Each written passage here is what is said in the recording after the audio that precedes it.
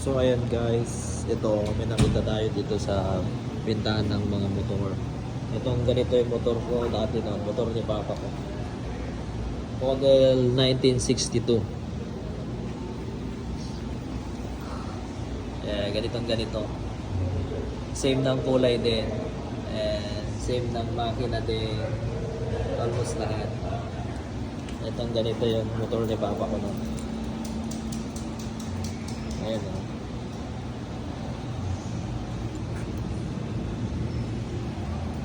Pati tangke. Itong ganito din o. Pati takip. Ayan na ganyan yung motor ni Papa ko noon. 18 years na hindi siya napa-under, pinay-start ko. Umandar naman kaso, nagalit. Ayan, ganito na. Kasi na pinagkaiba.